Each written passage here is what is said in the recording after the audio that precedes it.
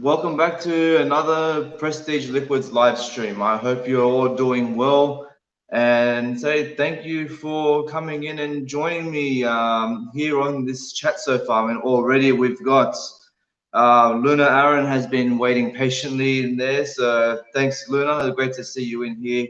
We've got Greg, Frederick from Whiskey Pilgrim, Toby from Whiskey Shared. Right, we've already got a few people in here, so that's great. Great start so far. Okay, so really, today there's no real theme, just a general bit of chit chat. I thought I had a bit of extra time on my hands, so I thought why not just do a live stream and see if anybody wants to join in and just talk about whiskey or whatever that might be. So yeah, so now we've got Neil from the Whiskey Trials in as well. How are you all doing?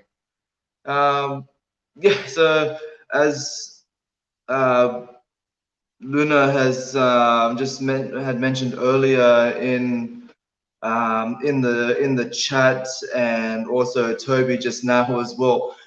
Yesterday or maybe today for you guys, depending on whereabouts you are in the world, it was my birthday.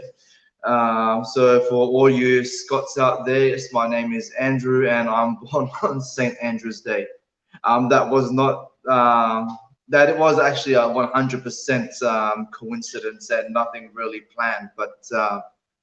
Yeah, so that's a little, I guess, a little bit of cool information, I suppose. um, yeah, so I guess for my birthday, I actually ended up getting quite a few awesome whiskey gifts as we tend to receive, since people know that we enjoy our whiskey. So one of them that I was really excited about was this, the Compass Box Spice Tree. Oh, now that is an incredible whiskey. Absolutely fantastic. I guess if any of you guys have ever got the opportunity to try it, I highly recommend it. Or if anybody's asking you what would you like as a gift, yeah, go the Spice Tree. That is absolutely incredible. I have also got a bottle of the Compass Box Peat Monster, but after having this, it kind of pains me to say this, as much as I am a big peat head, I reckon the Spice Tree just it's just in a completely different ballpark. I have to say Spice Tree is better than the Peat Monster, and I was really surprised to discover that.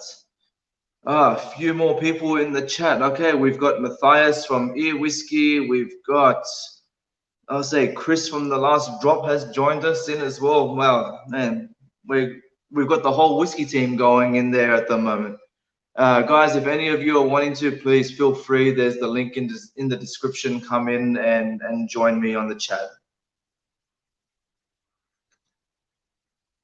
I think while I'm at it, I'm going to pour myself a little bit of this, because why not?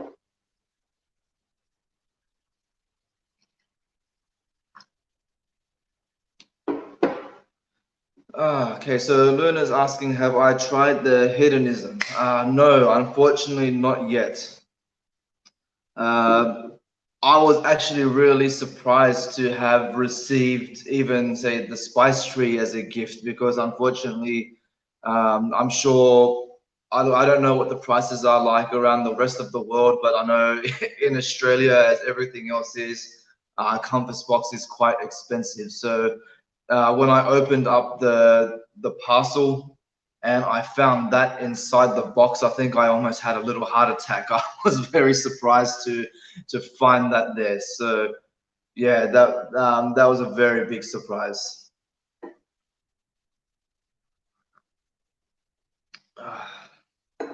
But yeah, say a few other things I had gotten as well. As some of you are aware, I have been wanting to do, say, Australian whiskies, and in the next coming year, I really want to start focusing in on doing many reviews on Australian whiskies and doing as many as I can. So I ended up getting two tasting box sets as part of my birthday gifts. One of them was also this. I don't know how well you can see that, but that is the Helios Road. That is a Tasmanian whiskey, as well as another distillery called Bakery Hill. Each of those sets both came into like a 3-bottle box set, so that is fantastic. So I have an extra 6 Australian whiskies to be able to introduce to you guys. So I'm really excited about that. Okay. Oh, we've got Alan in the house. How are you, mate? How have you been? So what are you guys all drinking at the moment? What have you got going? And like I said, anybody who's in on the chat, please feel free to join in at any time. The link is in the description. Okay. Actually, a bit of news as well. I was gonna kind of wait until I guess the new year, but I figured as well, since it was my birthday and I've finally hit that 100 subscriber mark. I am actually starting up my own Patreon. So once that's ready to go, I'll start posting links across the whole social media network, in upcoming videos and whatnot. So if anybody out there is wanting to throw a little bit of extra support towards the channel, that would be great, and you can do so via Patreon. I'm also starting to play around with some ideas for like t-shirts and things like that, because what else do we need? It's just a little bit more, I guess, whiskey merchandise for everybody to have. Okay. So we've got Greg in the house as well. Hi, Greg. How are you, mate? Yeah, so how's everybody been?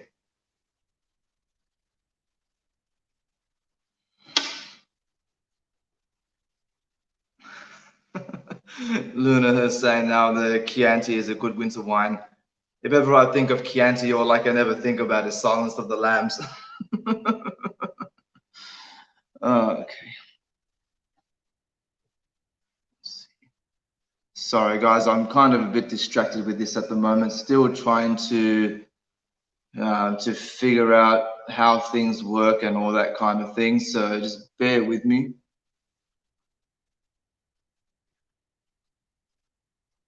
Yeah. Neil saying can't have enough whiskey merch. That's 100% right. All right, so I guess since I've poured it, actually, I'll wait a little bit more. I'm going to finish my coffee first. I need to be caffeinated. Ah, Matthias, you poor baby, you. All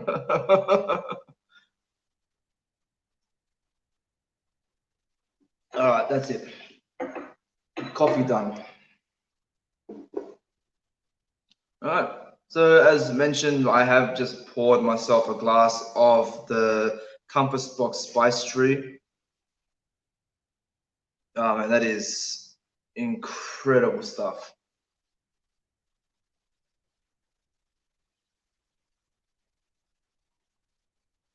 And I had no idea what to expect from this. I mean, obviously, going by the name Spice Tree, you expect something that's going to be very spicy, very peppery. I mean, you do get that. There is a lot of those notes, but this is such a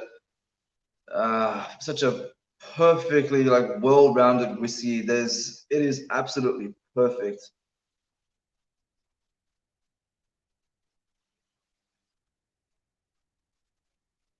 I think, Matthias, you better go and make yourself a hot toddy, mate. I think that's I guess, the whiskey tube cure for everything.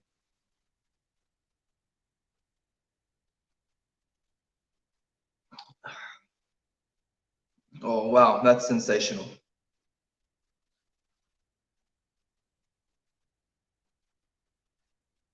I remember having a conversation with Matthias a little while ago, and he was saying that at first he found it a bit difficult to get into Spice Tree, but once he came back to it, he was absolutely in love with it. Now, I'm just going to outright say, when I was in love with this thing, as soon as I popped the cork, it's like you open the cork and you get this like peppery, oaky aroma that just comes flowing straight out of the bottle.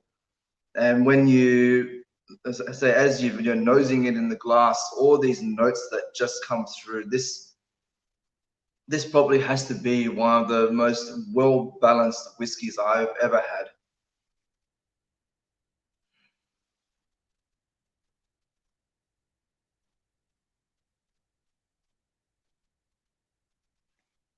Okay.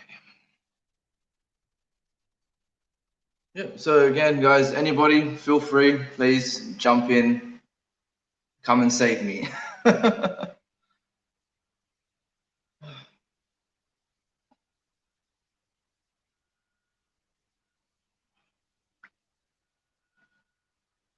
Yeah.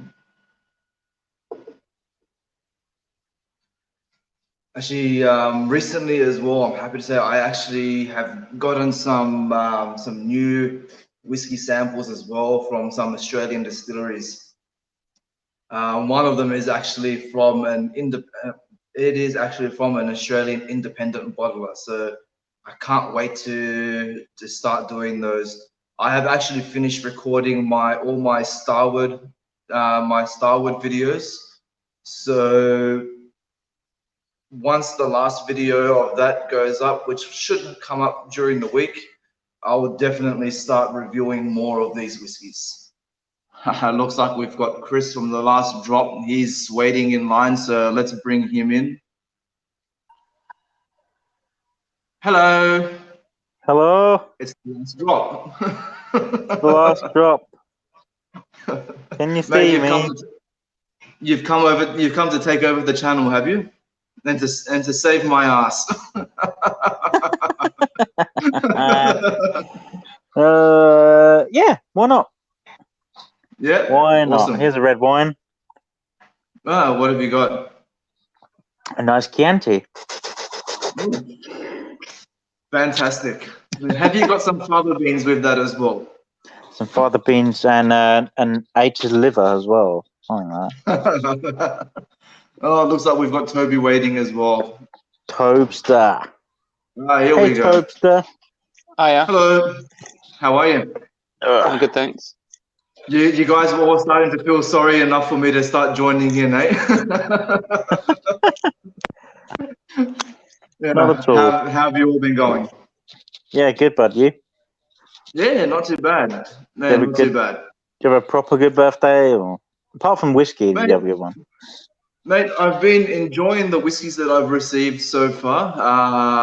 Unfortunately, I did have to work, so that's how it goes. So, yeah. You have a nice it's fun. Breakfast, lunch, dinner? Did you go out for dinner? Sorry? Or did you go out for dinner, or were you working? Or? No, mate, just working. Unfortunately, I had no time for that. But really, I guess my Japan trip was my, I guess, unofficial birthday gift. So that was my big celebration then. Cool. Yeah. Cool. I'm just getting up the chat. Sorry?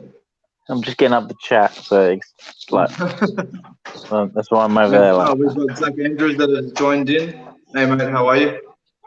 But I still need to get around to watching it. Hopefully I'll start watching it after this chat. But you guys recently had a collaboration with each other, man. How did that go? Yeah, well, I've only just recovered from that. Why? What did he do to you? Toby was a very you should gentle. send the behind the scenes.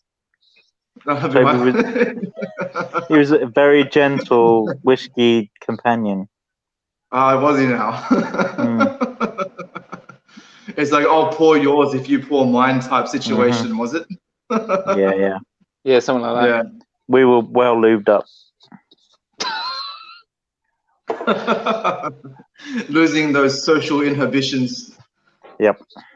Yeah. Yeah. Hey, we're on Yeah. the south coast of England. I mean, we all know. I'm from Brighton, Yes. so clearly, It's you the know, sea air, isn't it? it's the sea It's the air. sea Yeah, air, Chris. Yeah. gets us all frisky. It doesn't matter what it is. Yeah. Well, I start don't know. bringing Whiskey out, gets us frisky. Mm. start bringing out the Certainly pirate did, hats didn't it, and Toby?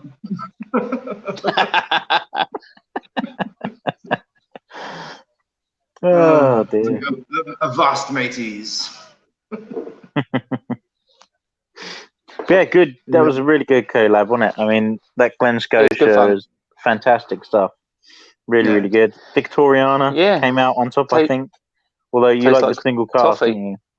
Tastes like Yeah. toffee. So Yeah. it was Smells like toffee. it was all like a whole blind tasting video that you guys did, wasn't it?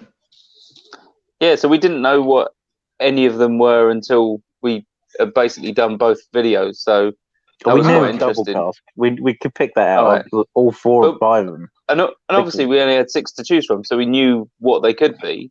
Okay, yeah. So and we'd had them before a couple of months earlier. But it's still good fun.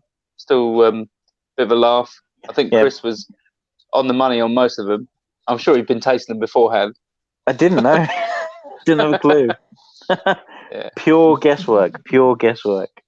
So Yeah, well, really, that's the whole fun of doing a, I guess, blind tastings, isn't it? Is just to, I guess you have all the guesswork, but it's just to have fun with it and just to see how you're gonna go, right? yeah, I and think, the good I thing mean, with blind. Sorry. yeah, but The good thing with blind tasting is Yeah, hopefully the preconceptions of what the whiskey is taken out of the equation, and you Yeah. can actually try and pick out the flavors and the smells, and you aren't, being guided by what you think it is. that's right. Yeah. I'll say we've got Greg waiting in here as well, so I'm just gonna quickly drop him in as well. So just 1 second. Oh, it's going to be a squeeze. Hi, Greg. everyone. Hi, Greg. Hello. Are you oh, hearing I me prefer well? my head's thin. Hi, Toby. Hi, Chris. Hi, Hiya. Andrew. Happy All birthday, right, Andrew. Greg. Thanks, Greg, mate. Thank you very much. How you doing? How Yeah. you feeling today? If I do that, that'd be better. Mate, I'm very well, thank you. Yeah, I'm glad you have some gifts. I don't want to be here as a teaser and sadistic, but I'm sure we'll find a way to bring you some samples. But I want to pay homage here. You know the way it is. So I'm sure you will get these soon. So Sullivan's Cove from Tasmania Distillery. Awesome. For those who Yeah, don't, you. double cask. This is single cask, yeah. American oak cask matured, one of the last that was a 60% ABV, which is not exactly cask strength, but it's written cask Mate, strength. that's like Australian whiskey porn right there. Yeah, but they were on sale in France for a few years only, mind you. Yeah. While there was a contract between La Maison du Whisky and the direction of the Tasmania Distillery, it didn't last too long, just enough to help the success of this brand now internationally. Cheers, Chris. Wine, you're into wine? Yeah. And Chianti. like I said, I was an ambassador for just a few years for them before starting my website and anything official, let's say. So I wanted to have this experience. Only a few days a year, was not a full ambassador job, and that permits me to have access to those bottles. And even See, the ironic thing here is that Greg is he's sitting there saying that he doesn't want to be a tease and whatnot. But when the other day when I was sending him some pictures of the Australian whiskies that I had received, he goes, "Okay, yeah, here, let me show you some of these from when I was doing these tasting events."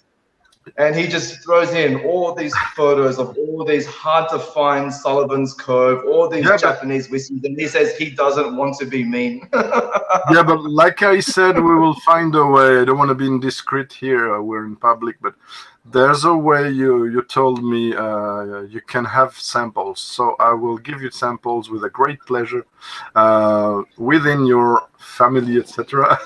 So I'm sure we will find a way. Don't worry about it. Well, at the moment, and this is the way I'm going to take it, is that it seems like Matthias is actually willing to be a mule and start butt smuggling some samples when he eventually decides to come down to Australia. Oh, so put it way up in your butthole, Matt.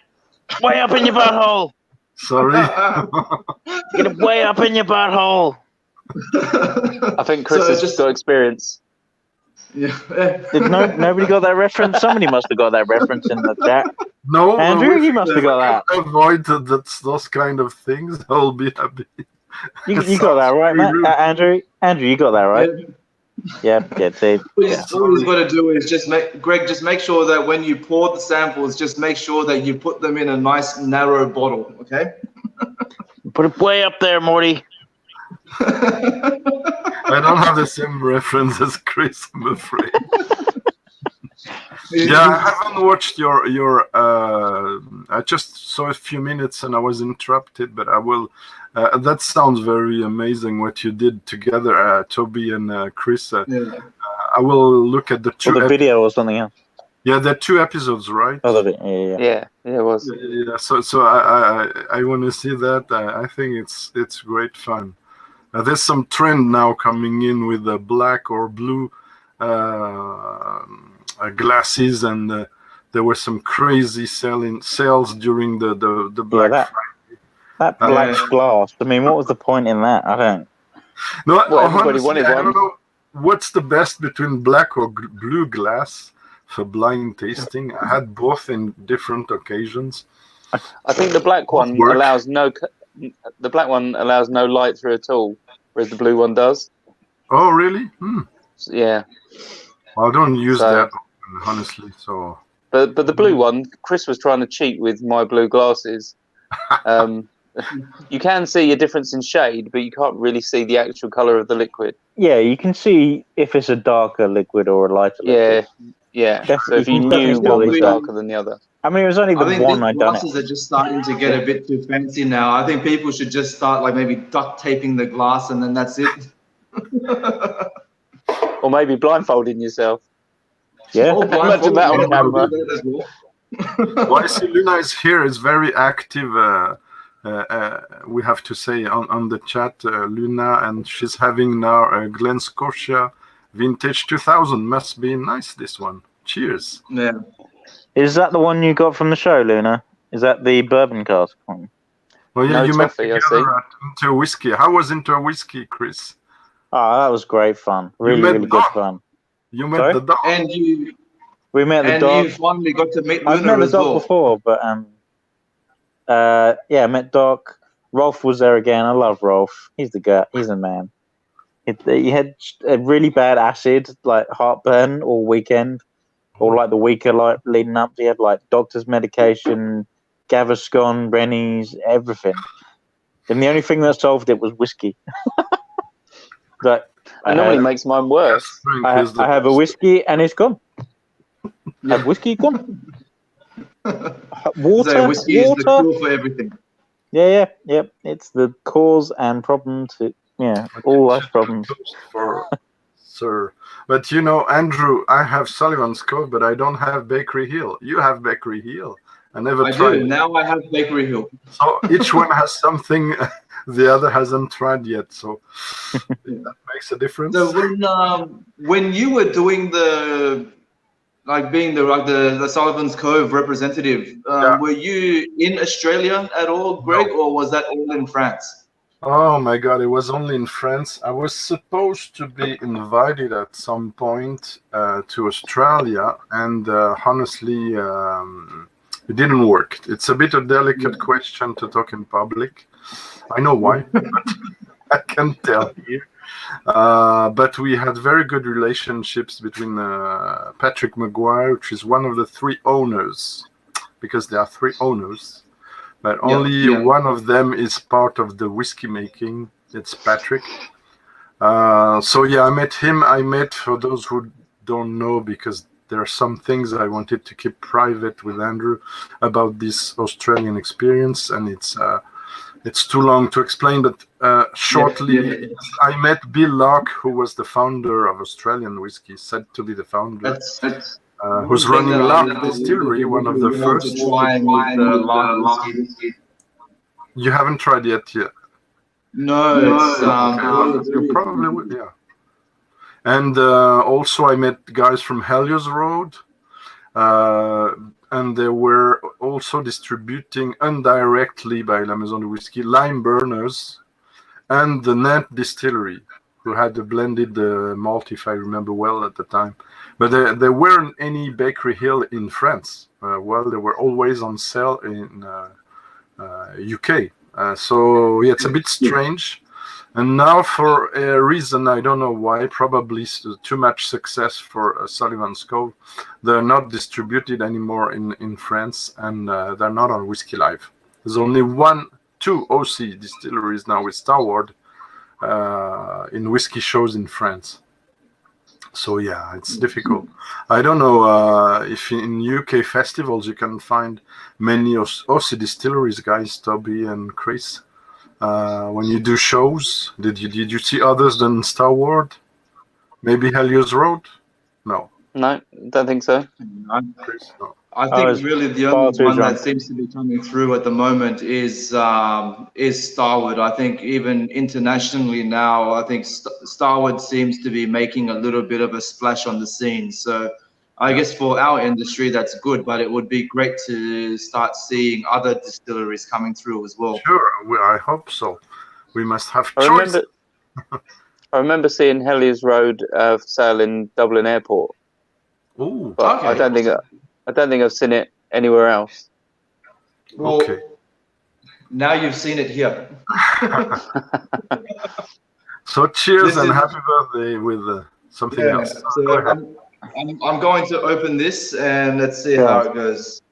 This is their original 10-year-old, 46.2%, which I think is their standard release. They seem, from what I've noticed so far, they seem to release everything at 46.2. So it's the unpeated, Andrew. Sorry, the unpeated because this is the unpeated.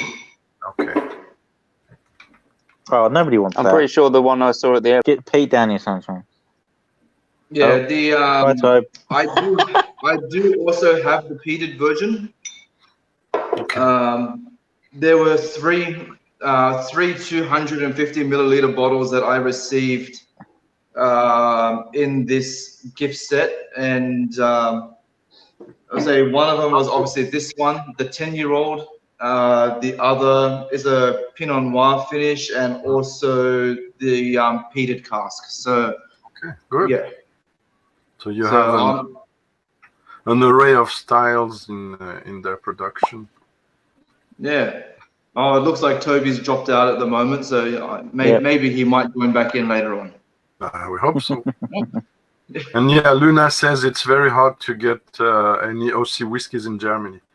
And we have also Swami here. Hi, Swami, on the chat.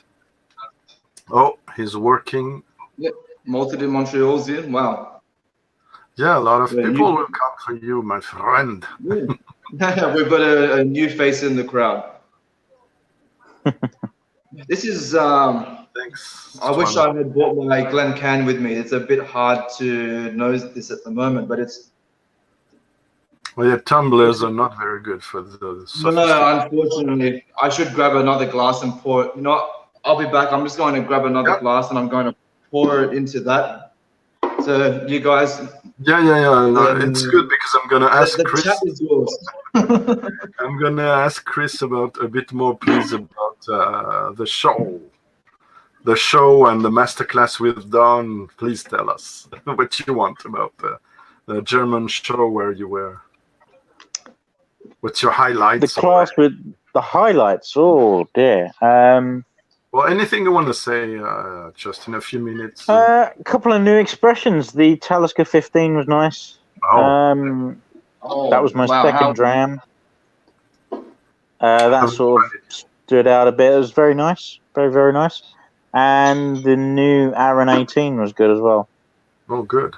They were both good. I tried some like stuff that obviously I'll never be able to afford. And things like that. It was like that's the good thing about the shows, isn't it? Yeah. I mean, there was Jez made me try a 11-year-old Linkwood from Berry Brothers and Brud. That was very, very nice. I missed them in the Whiskey Life. It was good. There was a few independent bottlers called Rigger. I don't know if you heard of them. Luna has them. Rigger. I think she posted a picture of this Deutscher, which is a peated Bunner, and that was really nice. But they had a load of drams that were really, really good. But I find that with a lot now. I find that a lot. I'm getting a lot of sort of good stuff from independent bottlers. I've done a few Cadenhead stuff now, and they're you're getting a very, very good value for money. I think very good. That's one thing I wish that we had more access to independent bottlers here. Unfortunately, we don't have that many. I mean, I know, like at the moment, I know that they're not an independent bottler, but the closest thing that I've seen at the moment is the, like say, Compass Box, which I guess at least with them is. Well, they're independent, yeah. They're independent. They are sourcing whiskies, yeah. So I guess they are, aren't they? But it would be good to be able to Douglas Lang stuff. Douglas Lang. Unfortunately, I haven't seen any. I'm sure, I guess if you start looking online, you can probably find them quite easily, but in actual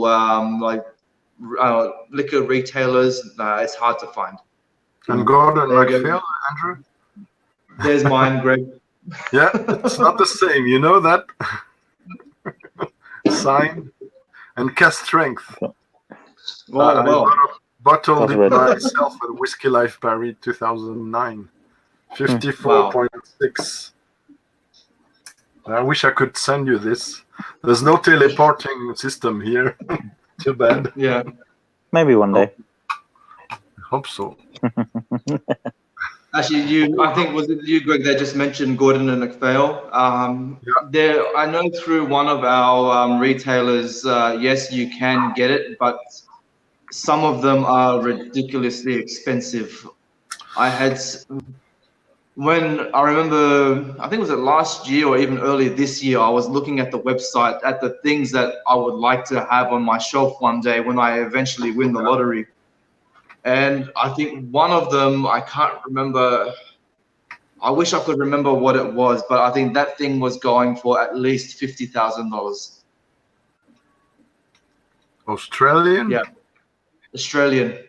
That's like 12 pounds, Greg. That is. Yeah, about 50 euro. You know. Oh. Yeah. Australian dollar's not worth a lot. Australian currency is like how the lira used to be, where you would have like 10,000, 20,000, 50,000. Yeah, but it only means like $5 or so. Yeah. That's a lot of. Yeah. So you're not going to travel soon, as we understand, Andrew, to Europe or to the US or. I would love to. I would love to. Unfortunately, I can't afford it at the moment, but when I can, I'll definitely start traveling. Which country will be the most affordable to visit for you from where you are? At the moment, really the most affordable and the one, say, country that is of most interest to me at the moment is Japan. I'm in love with Japan. I would happily. I keep saying to people here, to my friends and family, that I will happily go to Japan anytime that I want to to travel. I mean, as much as there are other places in the world that I would love to see, if Japan was the only country that I ended up going back to all the time, I'd be happy. So, man, They their have culture crazy whiskey bars there, you know that. They have crazy whiskey bars with loads of shelves of now more foreign whiskey than Japanese whiskeys because of the shortage they had 3 years ago. But you can still find. I've been told you can still find things there, interesting things, but I never been there yet. You can, but even from what I noticed this time, I mean, the first time that I went, going into like liquor stores over there, finding Japanese whiskeys, that was in 2017 was the first time I went. Japanese whiskeys were still quite affordable. I mean, you were still able to find a bottle of Yamazaki 18, for example, for about 200 Australian. Which is quite reasonable. How much is Australian in? I think it's about 1.7, 1.8 to the pound. So it'd be about 150 odd quid. Oh, that's very good. Where at the time and even now, I mean, if you're able to find a bottle here, you'd be looking at least $1,000 for the bottle. So that was here a big 3 times this year. Yeah, I was just that was a big close difference to in get price. the 18 and the Suntory 21 Hibiki, but But even from what I noticed this time around, all the age statement Japanese whiskies, if you could find them, for example, Hibiki, Yamazaki, all of those, you're paying the same price over there as what you're paying in the rest of the world now. yeah, Even there, obviously, they're becoming harder to find. And a lot of people traveling from overseas, they know they're trying to find all those bottles and grab them for a cheaper price. I mean, I was lucky a few years ago. I had cousins that went over there and they bought me back a bottle of the Hibiki 21. And I think at the time they paid about $120 for it. That's Australian. Now I still have it. I haven't opened it yet. I don't have it. Unfortunately, so you have things I don't have. Unfortunately, I put it in a safe place, and now I can't remember where I've put it. All the way up in your butthole. Mate, that's right. it got stuck. Way up there, Andrew. Whiskey Pilgrim mentions in the chat Karizawa. Yeah, the closed. I wish that bottle was shaped a little bit more like this. It wouldn't be as pleasurable. No. Oh, Luna says she never tried Japanese whiskey yet. And she's supposed to visit me soon. I can tell you you're going to try some. And with the Asian date bits. Nice. She also asks if you speak Japanese, Andrew. I don't. I have actually been starting to teach myself Japanese. So at the moment, I can't really speak very well, but I have actually been starting to understand more. So if I hear it, I am actually able to start to pick up on keywords and things like that. So if there is somebody having a conversation, or if I'm watching a movie or something like that that's in Japanese, I can actually start to get the gist of what is actually going on without reading subtitles or hearing translation. So the funny thing is, recently I had some family that had visited us from Finland, and we had taken them to obviously go and do some sightseeing around Sydney. Chris, I don't know if when you were here, if your friends or family, did they ever take you to Katoomba to see the Three Sisters at all? The Blue Mountain. Yeah, then the Blue Mountains? Yeah, we did, yeah. Well, so obviously, whenever tourists come to Australia, that's the one place that we always take everybody. So we went there, and there was the bridge was the best thing. Sorry? The bridge climb was amazing. Sydney Oh, yeah, Harbour that Bridge. is That is a fantastic. absolutely fantastic. So you were in But- Australia, Chris? Sorry? You were in Australia already? Yeah. How long ago now? 8, 9 years? Wow. Was it before I was married or after I was married? Yeah. But were you into whiskey at the time? That's the question. I think it was Yeah. before. So it'd been about 9 years ago. So Yeah. you were not as interested in whiskey as now, right? No, not at all. So you were not Not at chasing. all. Yeah, he was drinking Fosters the whole time. No. I was drinking 4X VB. and VB. 4X. And Carlton. Is it Carlton? Yeah, Carlton. Yeah. Carlton, yeah. Carlton and VB 4X. Yeah. No Fosters. Tastes like Actually, piss. I saw in the comments there, Frederick has just Yeah. mentioned the Terrenpeli. And that's one of the Finnish whiskies. It is actually quite good. So, guys, if you're ever able to come across Terrenpeli, I definitely recommend. You recommend? Giving Okay, it a because try. I haven't tried it yet. See the bottles and also the singular shape they have. There's others in Sweden also that we don't have in France. There's the Venn distillery, difficult to pronounce, with some kind of triangle shaped. Yeah, it looks bottle. like a lab bottle, doesn't it? Yeah, Like bit, yeah. from a laboratory.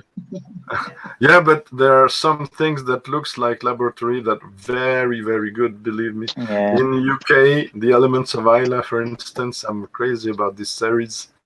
I only have 2. I would like to have 1 or 2 more. But they're 50 cl bottles. So Magmira, Sweden as well. yeah, McMyra was the first to come to Whiskey Life Paris, by the way. So I met them a long time ago. There's some things that I like a lot, others less. It's a pretty decent distillery, and now there's a gravity thing. Yeah, I think they're churning out the expressions, aren't they? Well, honestly, the comments, I didn't try the artificial intelligence version, which basically they ask a computer to find out which was the most interesting aromatic profile. But it was. Well, I think they got a load of information, whacked it into it, didn't they? I think they did do like surveys and stuff. Yeah, they analyzed people's taste, and finally, it seems. I say it seems because I haven't tried it. It's a kind of average version of what they do. It's what some commentators and YouTubers said. So I think I don't know if Vin have tried it. No, he tried another version he liked a lot. Yeah, the same as Toby had, which I don't know if he's still in, but Schmegmullen or something. Yeah, I had it through Somerton Whiskey Club. So it was bargain at 50 pounds instead Frederick of. could tell us then what it says in the chat. Maybe it will be easier to. Yeah, it's the Moment series. You're right. Skegemullen. Skegemullen. I don't know how to pronounce it. I have 3 expressions from McMyra. The easiest to pronounce. Skogsmallen. Sorry. Skogsmallen. Okay, cool. That's what Luna says. Whiskey Pilgrim asked if I tried Karizawa. Please don't murder me right now, because I'm going to say that yes, I've tried around 49 different expressions of Karizawa. I'm going to kill him. Did you just say 49 expressions? Yeah. Wow. I've been testing for 20 years, mind you. But say even still, for a single, I guess for a single distillery, 49 different expressions is a lot of whiskey. Yeah, sure. Skogspallen. My maximum must be around 65, something like that, for a Kolila.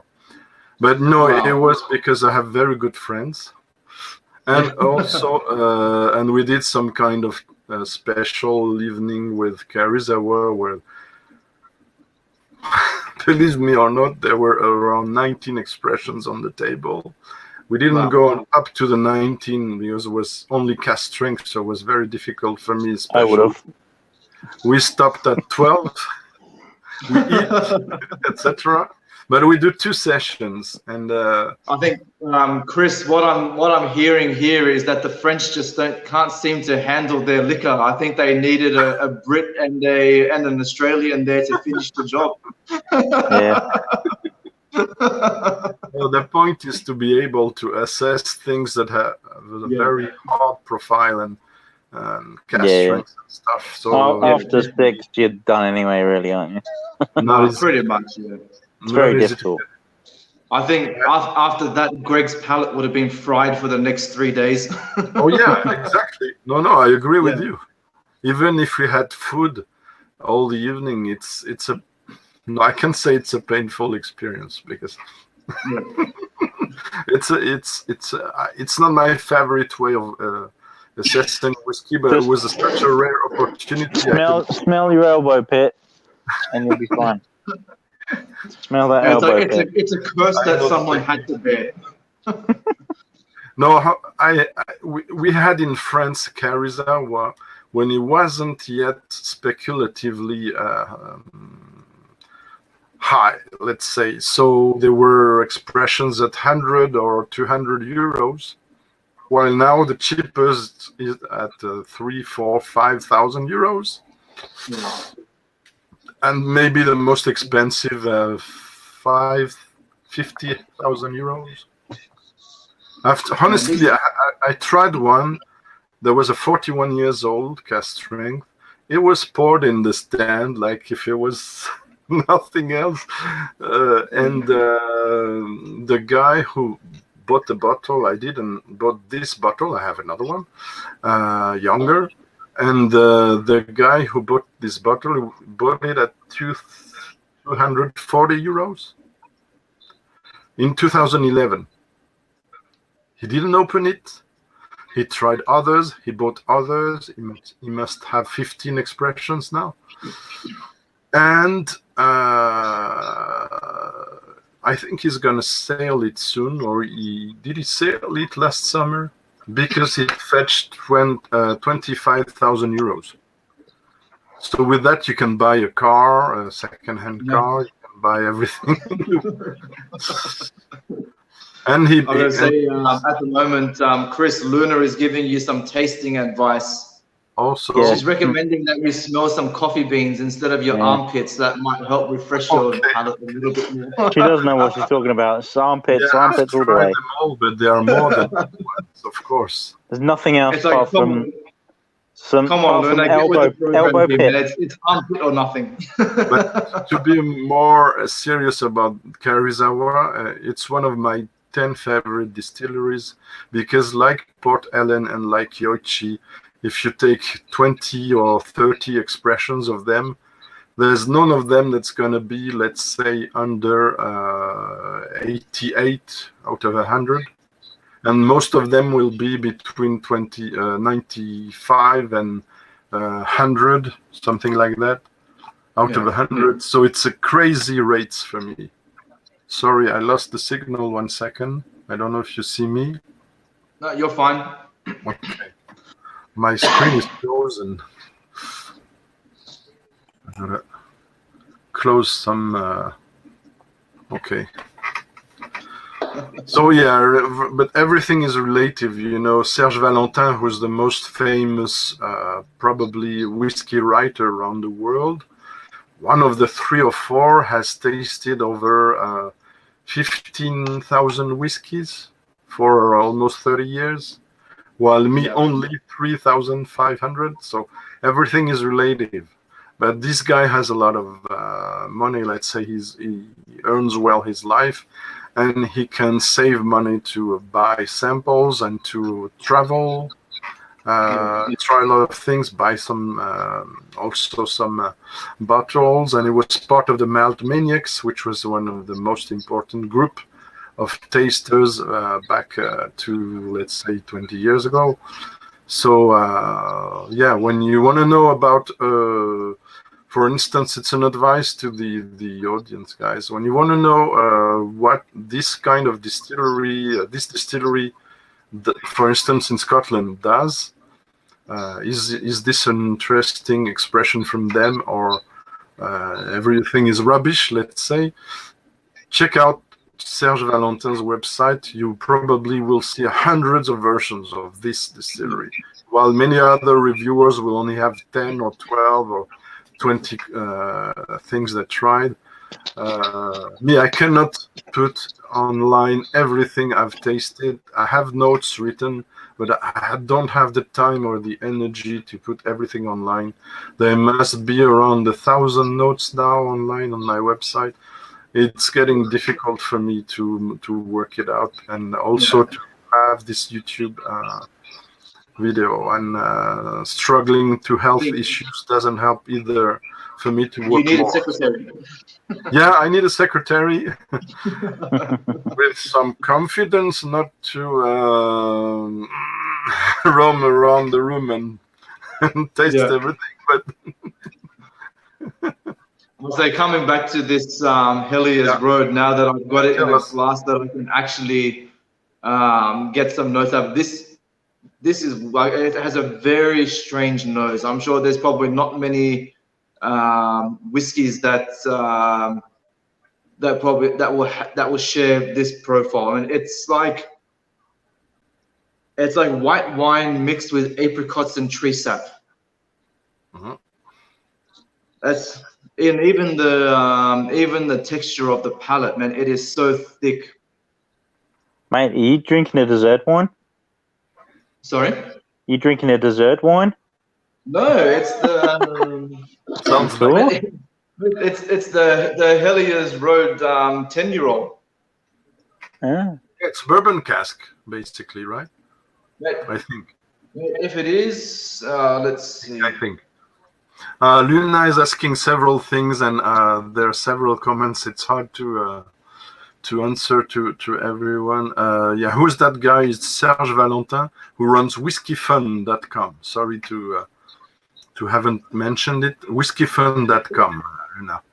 And yeah, Whiskey Pilgrim have tried a 20 years old Karizawa, and it was one of his top 10 whiskeys. Not a big surprise. Some might be a bit harsh, I have to say. Not a fan of 100% of their production, but standards were so high, man. And Ralphie, no, he was not part of the Malt Maniacs, but he's very famous.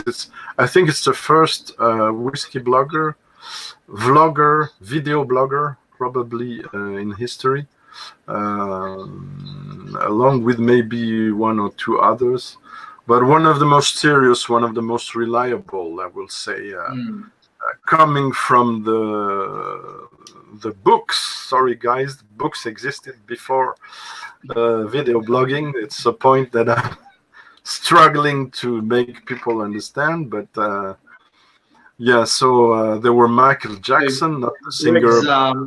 Greg is now speaking from a time when they used to give whiskey reviews on slate boards. What's that? I don't know. Like, you know how they didn't have whiskey back then. Yeah. When they had the schools in the old days where all the students used to write on chalkboards. Oh, yes. Parchment and quills.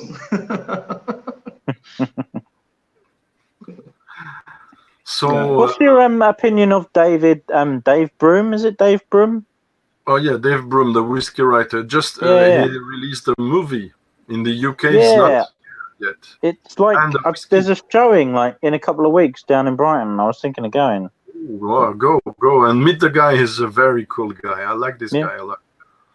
I met it several times in Whiskey Live. We exchanged tips when we're at the live, and he's very affordable. He's very humble, despite his immense knowledge. He has published an article in Whiskey Magazine where he tried, I think, 50 Karizawas in a row in an afternoon, and he gave very precise notes for each one. Yeah, and Dave did the Amber Light with Adam. I don't remember Adam Park. Oh, thanks. And they did a movie about whiskey and Scottish people and what they think of whiskey, the importance it has. I saw a trailer that was very interesting. And they released the 23 years old Ben Nevis for the occasion. Not very cheap, but that's still on sale somewhere in the UK. It Well, was they said, less modest than Ben Nevis, 4 years old from Well, Ralph. apparently there's a whiskey taste after the show or after the screening. Adam Park's going to be there, and he's going to do a whiskey tasting afterwards. So that's why I thought I'd go. Maybe they'll have their Ben Nevis there. That'd be very. You should go, my friend. You should go. If you get the chance, definitely go for it, man. Why not? Yeah. Because if there is not, I'm telling you, Chris, every year, almost every recent years, Dave Broom is doing a masterclass in Whiskey Life Paris, along with Serge Valentin from Whiskey Fun, and they're presenting their highlights, and people can try them. Oh, cool. Never managed to go there schedule-wise, but I met them separately, Serge and Dave and others, and I know they will choose nice things. So if it is not this Ben Nevis, you will be for a treat for other things. Okay. So if I were you... And think about it this way, Chris. If you want to do another, I guess, like Ron Jeremy style rum review while being at that event, you may end up in the next movie. Hey, maybe. Maybe. So what have you got to lose? What have I got to lose apart from my dignity? Yeah, you never know. John Goodman could play you. John Goodman, didn't he? No, he didn't. John Goodman song.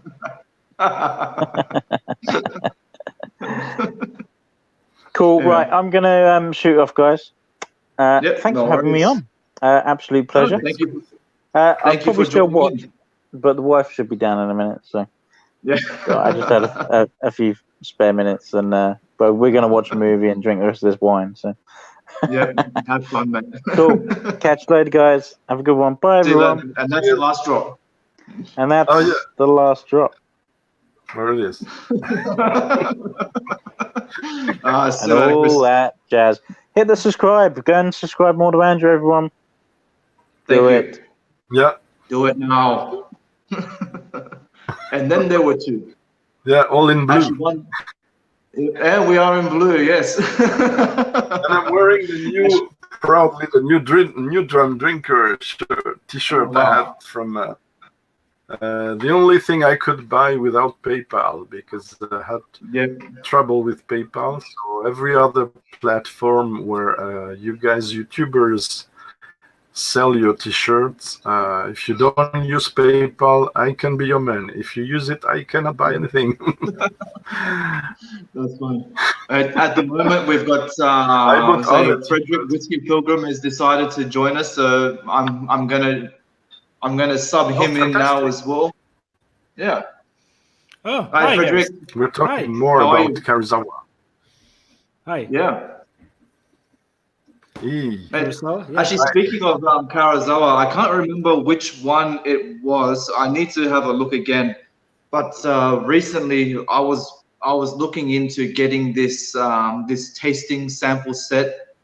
That it was a Japanese whiskey set. Unfortunately, when we went to go to the checkout and to pay for it online, they were sold out. But they had Karuizawa, Miyagikyo, Yoichi, and they had all these incredible Japanese whiskeys in there, but they did not have the stock available. No. Yeah. Yamazaki 18 was in there, Hibiki 21. I tried it. But the bastards were sold out. Nice one. Yeah. It's good. I didn't. Yeah. So we feel like old soldiers now, right? That have tried Karuizawa, and people say, "What is this?" Well, is the Karuizawa now one of those things where people have had a chance to try it? They'll be like, do you remember the good old days when we were able, when we had Karuizawa? Life has never been the same since. No, I think it's just good to have tasted something, like you said. You know, it's anyway, it's just ridiculously overpriced today. It's just crazy. Yeah. Oh, that's like Greg was just saying. Some of the expressions are going for about £5,000. I mean, that's Maybe More, 10,000 even more. pounds even. Some are just ridiculous. that's just you know. ridiculous. Yeah, because there's supply and demand, and then there's also some tricks that some names, brand names, or selling platforms names I won't mention. Don't want to be sued. They Yeah. did with extra, I don't want my channel shut down yet. special bottlings that were especially 3 or 4, only 5 or 50 bottles. Like Dalmor did. Yeah. And with special geisha motifs and stuff, very fancy labels. Sorry to cut you off, Greg, but I was just having a quick look now. Say roughly 5,000. Oh no, you were saying euro, wasn't it? 5,000 euro or 5,000 pounds? Euros. Okay, so 5,000 euro. Yeah, that's about just over 8,000 Australian dollars.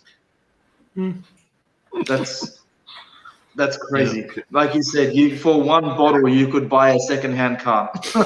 Or go to Scotland or Australia or France. Yeah. Or travel a lot and Yeah. try other whiskies and buy whiskies that are less expensive. Yeah. Nice. It's So, yeah. Go ahead, please. no. Just But it's just late in the night. I just been it was a combination about Karisauer. It's a combination of hype and lack of supply back in 2015-16. The distillery closed in 2000. Stopped production around 2000. Forgot to mention to Andrew, it started in 1955. It's a recent distillery. It's not like the others that are 30 years more aged.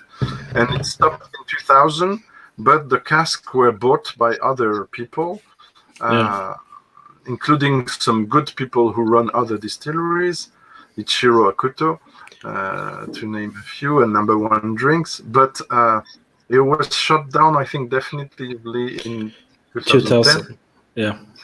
Yeah, and Dave visit the distillery, Dave Broom, and he's basically Kirin. I'll be back in a minute. Yeah. I'll leave you guys to hold down the fort for of now. course. Sorry, 1 second. No problem. Yeah. Well, you know the story. Kirin, the brewery society, was the owner, and they decided at some point, this distillery doesn't give enough things for us, so we're going to sell it or close it down. And it's a crazy story. It's sad. Have you heard of this? This is a Swedish thing. No. No. This is a closed distillery in Sweden, actually. Yeah. So does it mean it gained value price-wise, or? Not yet. I mean, there's still a lot left. Or they made whiskey for 4 years, then before they shut down. So for the 35,000 liter whiskey was made. And you consider it's a good distillery? It's probably the best one from Sweden, I would say. But you can't get it outside Sweden because it's sold in so small quantities all the time. So. Unfortunately, just things are so relative, in France, at the time people were saying there's only Mackmyra, etc. I remember when around 10 what's it called? Cornog. Sorry, Wasn't the Cornog distillery it's called in French? Oh, it's Cornog. No, yeah, you're right. Cornog. I don't really know how to pronounce it. Yeah. I remember there was a time when they were supposed to. Yeah, I heard there was a time when they were. Expression. Sorry. Oh, okay, that's what it was. But because I know that the distiller was nearly ending up getting closed or something. I heard for some years ago. Oh, but there were some, to open in Isla. No, I heard there were some rumors that it was getting closed, that distillery, that French distillery. Oh yeah, no, I know. I Yeah. did not go, No. but no, it didn't. Yeah, No, you're it didn't. right. No, I know. There were a lot of bottle flippers in Sweden who bought quite a lot from Systembolaget because they thought it was going to get value, and then it got sold. Yeah, we had So it was just funny. it was a threat from the owners of distillery when there were two things different happened. First, the legislation rules that changed. Several distilleries wanted to have the oh my god, in English I don't know the name. Original label that guarantees it's genuine whiskey, stuff like that. And there were such an awful argue between French distilleries themselves on Facebook and on other platforms. There were insults, there were threats of suing injustice. It was absolutely awful time for French whiskey. And they threatened if we cannot be called whiskey from Brittany, the area they come from, we're going to stop producing. And another thing, they did the threat because they bought some land in Islay, and they wanted to build a Gartbreck distillery. And there were so many difficulties, and also there was some revoltry between Hunter Lang that had to build Ardnahal and the French distillery that finally, it seems to be something that will not really happen, or we don't know when. Okay. But yeah, there's still this very small distillery that I consider the best French whiskey distillery so far, the leaders. Okay. Yeah. Even if it's not the first one in history, 1984, it was before that. The Varangem distillery that does the Armorique, you might have heard of it. Yeah, I heard of that. Yeah. Malt. We have it in Sweden. We Oh, have good. it here in Sweden. We have Hellhurst Road as well. Between France and Sweden, are there many whiskey distilleries in, say, France and Sweden, or is it a very small network? Oh. I let you Sweden, I think. Yeah. How many are there in France?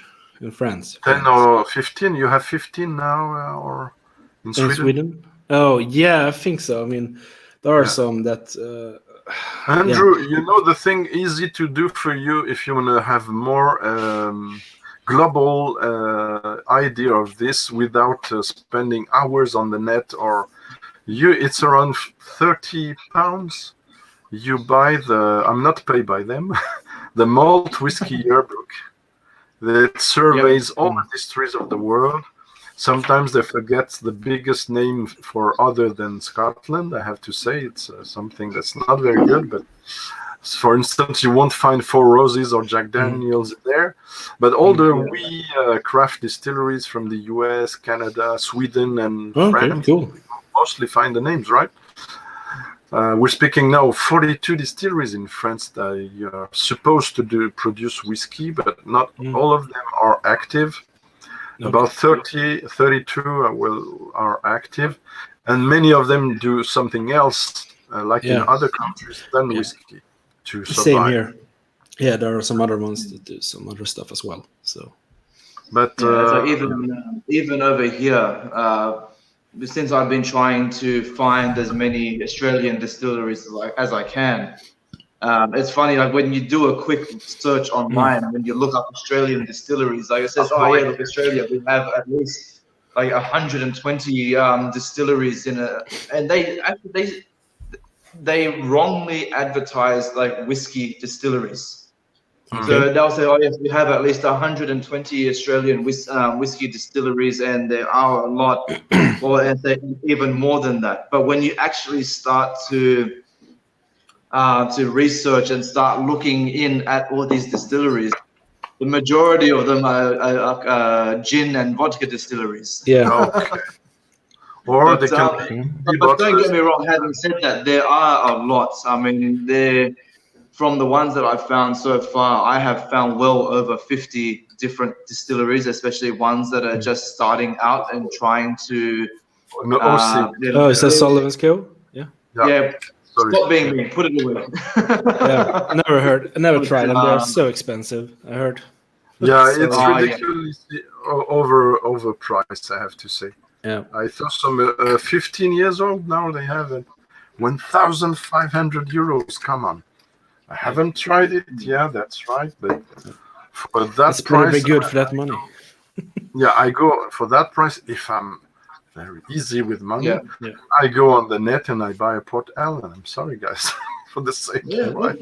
look, I get it. I've done the same thing. I mean, as much as I want to, look, I really want to support the Australian, I'd say the Australian market for whiskey.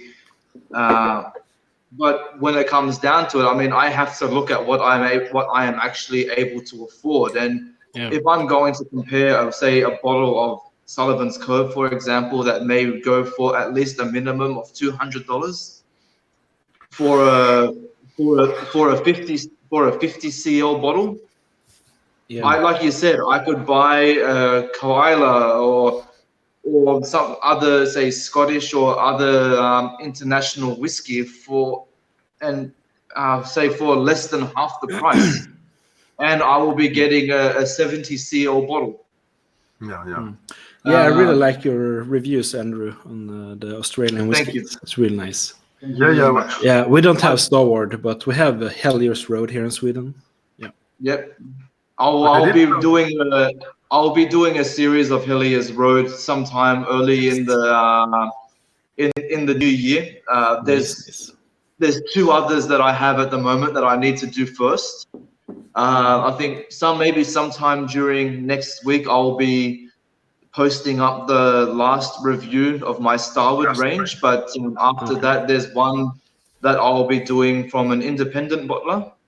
Interesting. So that's actually really good. I received the samples from them about maybe a week or 2 weeks ago, and that's absolutely incredible. So is it So a novel? Is it I a can't- novel sorry? that they sell to indie butlers for Starward, or did they do that from the start? It's a new thing. We're gonna see more. This particular one, I think, from what I've seen at the moment, they're wanting to start making their own whiskey, and I think sometime next year they will be releasing their own range of whiskey. But at the moment, I guess while they've been waiting for things to properly age and all that kind of thing, this guy has been sourcing Australian whiskies from local Sydney distilleries and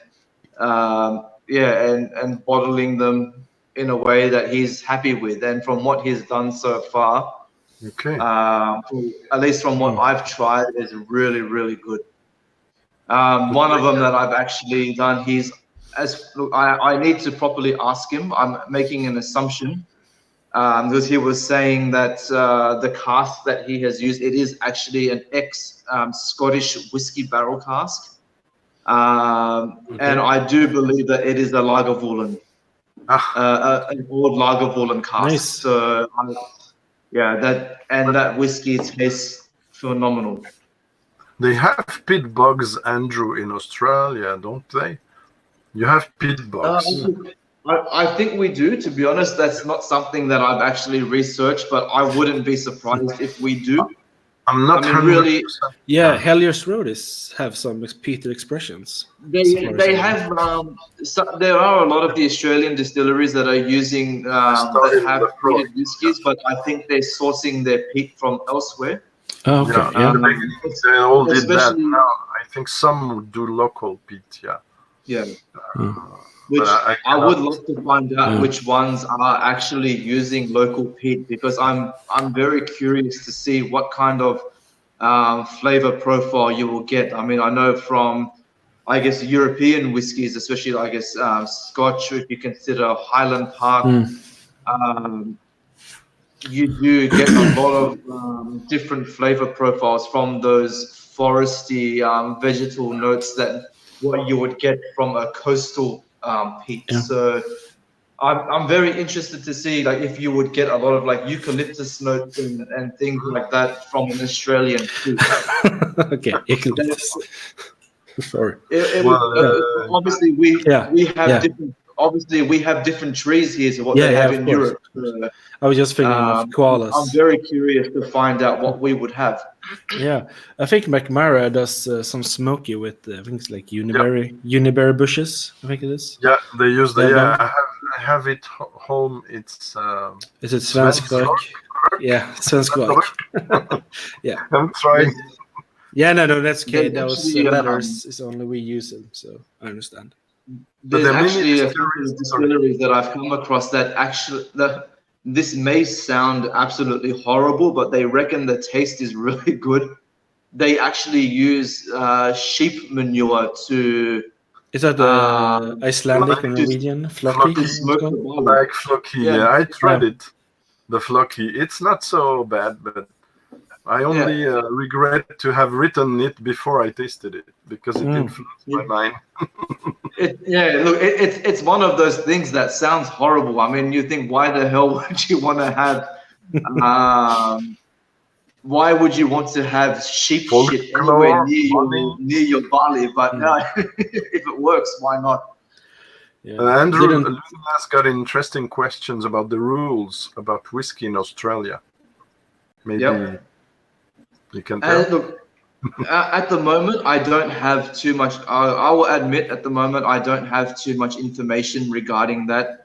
That's something that I really need to start researching a lot more of, especially since I want to start focusing on Australian whiskies. I know the minimum aging for Australian whiskey is, say, like in America, the minimum age is 2 years. Ooh. I guess since, like America, our type of climate really promotes a lot of rapid aging. I guess so. Distilleries really need to keep a close eye on what their product is doing because you don't want to over oak the whiskey and all that kind of thing. But as far as I know, and I'm making an assumption here, the rest of the rules would be pretty much similar to Scotch, obviously having to use oak barrels and all that kind of thing. So, yeah. Yeah, I wrote some things, but I forgot it now on my website because it was very early about Australian whiskey history. Well, what I remember is the climate. You will tell us, Andrew, if I'm wrong. The climate in Tasmania is not the same as in mainland. Let's say east coast or west coast of Australia, right? No, it's completely different. I think as far as Australian weather goes, I think if you were to have a region of Australia that would probably be as close as possible to Scottish weather, that would be Tasmania. Yeah. I mean, having that's why said I don't that, think there's much angel share like you said before. having said that, though, I mean, the winter in Tasmania can get very cold, especially since they are the closest point to the Antarctic that we have in Australia. Is it same like New Zealand? I think New Zealand gets colder. I think. I mean, it does snow in Tasmania. We do have very popular snowfields there. But parts of New Zealand are a lot further south. So I think New Zealand does get a colder climate. But even for us, like in Tasmania in the summertime, it can get quite hot. So where the weather in Scotland and England may be a lot more consistent, here you still get more extremes, even in places that get quite cold. So obviously in the wintertime, you're going to have a lot less interaction, whereas in the summertime, when it does get hot, things will go at a lot faster rate. Okay, interesting. Well, it's different everywhere. So yeah.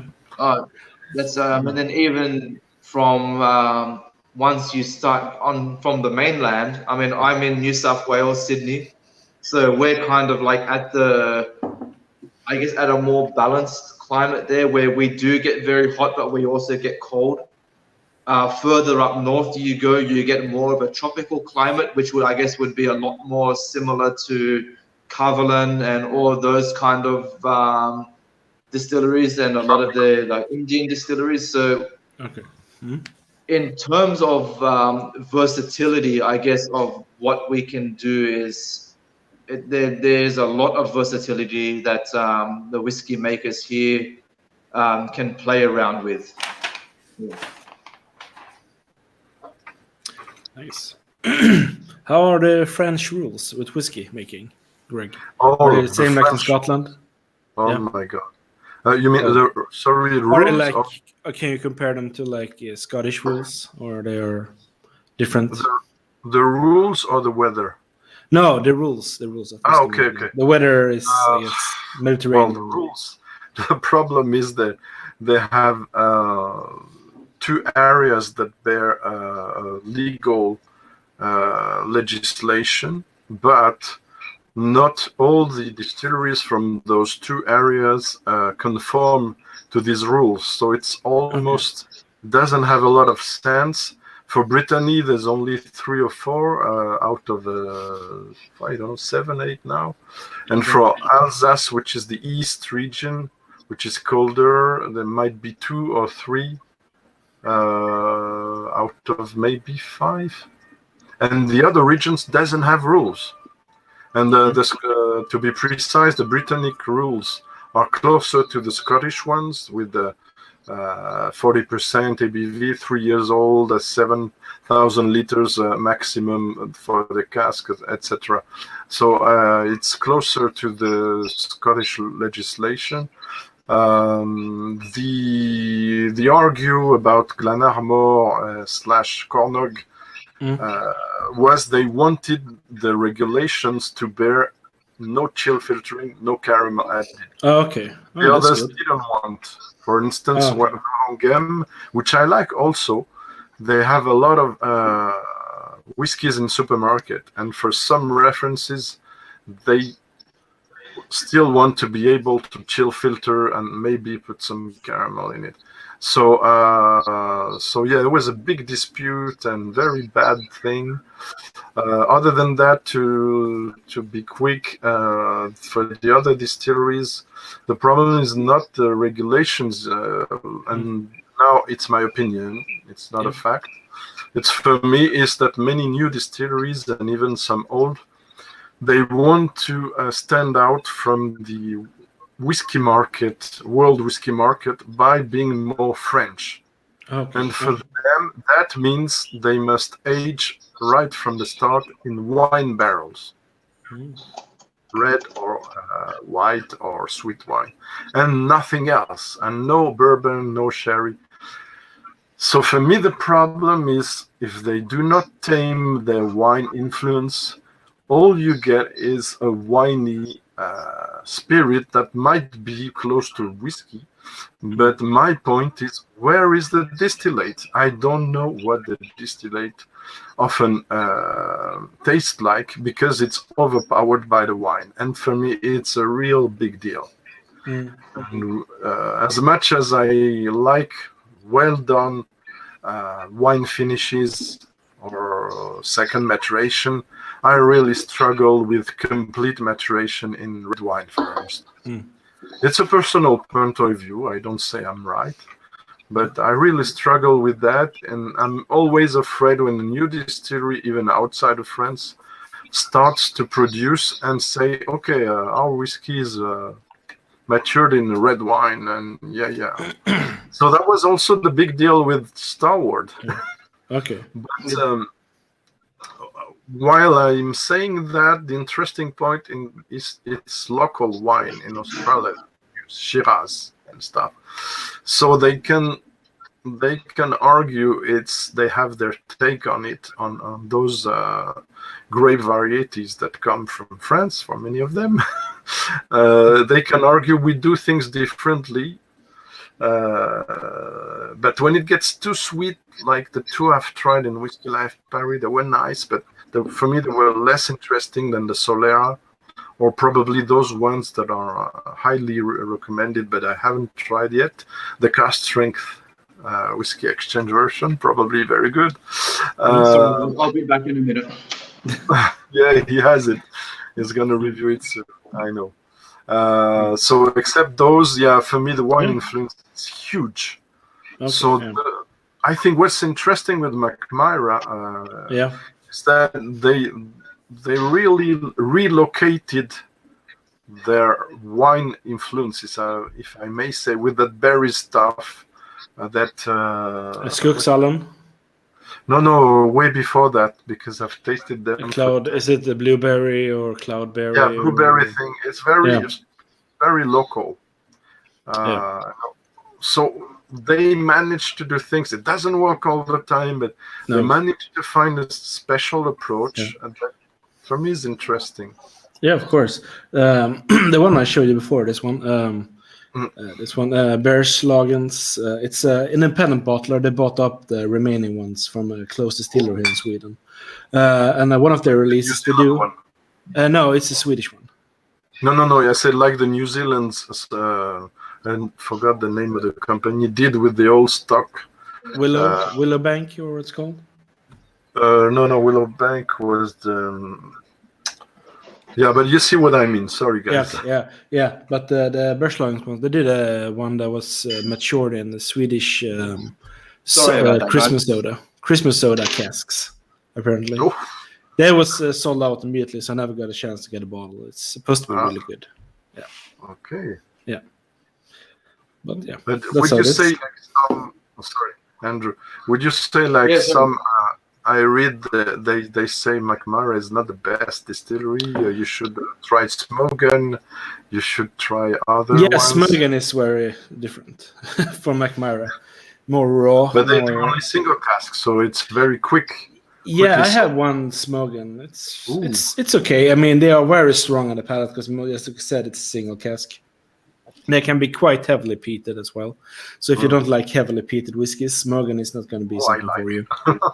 I like It's funny that you mentioned, so obviously like Mackmyra is obviously it's one of the most well-known Swedish whiskey. But when it comes down to it, I mean, obviously, like say, take for example, Starward. I mean, obviously they're starting to make a name for themselves in the international whiskey scene and all that kind of thing, but it's not always the big names or the names that are very popular that are the best quality whiskey or say that are the better distilleries.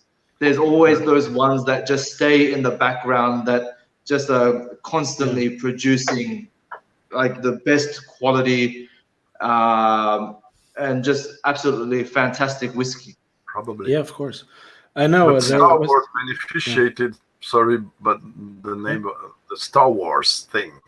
Well, I think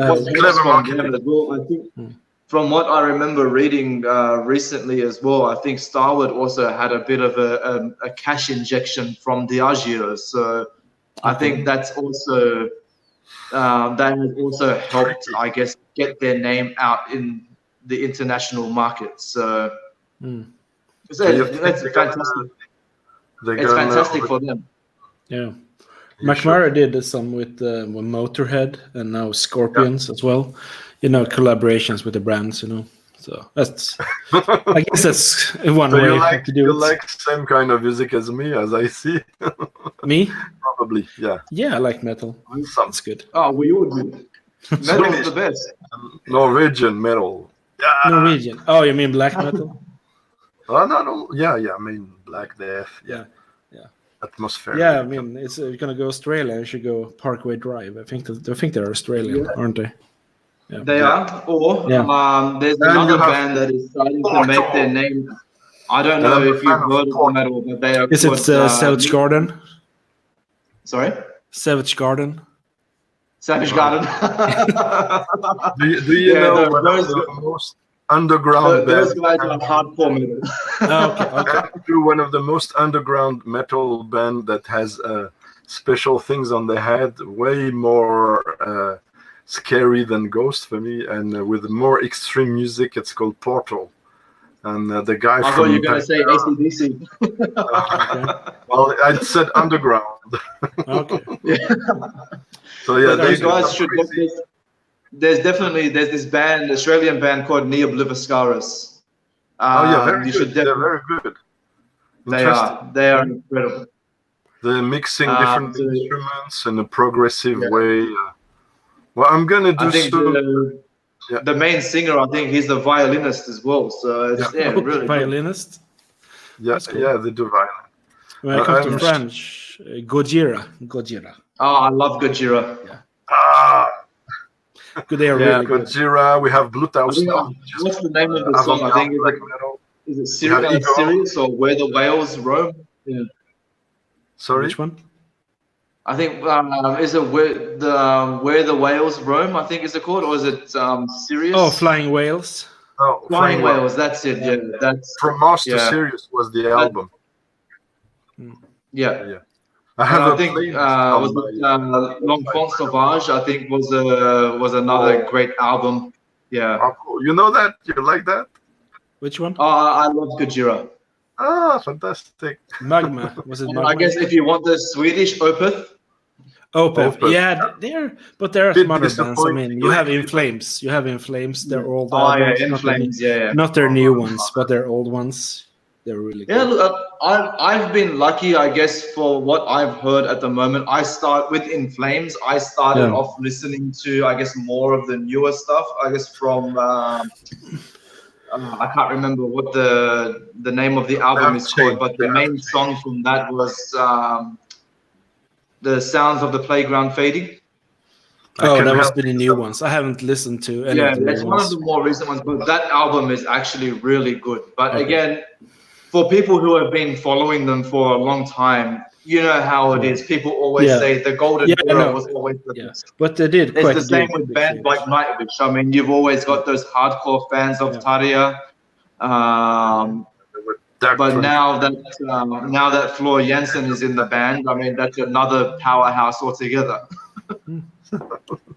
And I love doom metal. You have a fabulous band which is underrated for me in Sweden, which is Left Hand Solution. I don't know if you Left know hand. them. No, I haven't heard that. But have you heard of Meshuggah? Yeah, I know Meshuggah. Yeah, I yeah, really mostly struggle with because of the them, I have drummer. to say. I really struggle with Gent, honestly. Yeah, they are special, but their drummer is kick-ass. Seriously, that is I know, crazy what he's but- doing. If you speak about Gent as part of a project, but not only Gent, I'm more attracted to what's the name, Mekina, for instance, No. or Rivers of Nihil, which is in death metal classified, but there's some saxophone on it. It's a bit Okay, interesting. avant-garde. Or you Rivers- can take Apocalyptica from Finland. Oh yeah. You know, Oh, listen, yeah, there's a bass violin they're doing. Doom band as well, yeah. Yeah. Yeah, Yeah, but- I was lucky. I think about 5 years ago, or maybe even more now, they came to Australia, I think, for the first time. They were incredible. Oh, you saw And, that? yeah, I've seen them. Yeah, they are absolutely fantastic. And is it obviously, Yeah. the fans love their Metallica stuff. It's really good. Yeah, they're There's a so duet, good. guys, in YouTube. I don't remember the name, sorry. There's two beautiful girls that are twins, and they have harps, and they do covers of metal bands, and it's crazy. Okay. Okay. No idea. With the two harps and the outfit. Yeah. Okay. Actually, But I don't remember the name. another awesome band. I think was I think last time Nightwish was here when I went to see them again for the first time when they came out. It was the first time Sabaton had played in Australia. Oh, Sabaton. Okay. Yeah. And, they're fantastic. I love those guys. They're It's a so German band. It's a German Yeah. band. yeah, they were really good. That's But why. again, if you like, I guess from America, if you like a lot of your death metal as well, I think Nile. Which one? Nile is another good one. Oh, Nile, yeah, they're very good. Yeah. OTEP. Have you Yeah. heard of them? OTEP. Hotel. No? No, I can't say I'm familiar with them. No, The we checked them name's out. Their quite first some- album, Sevastra.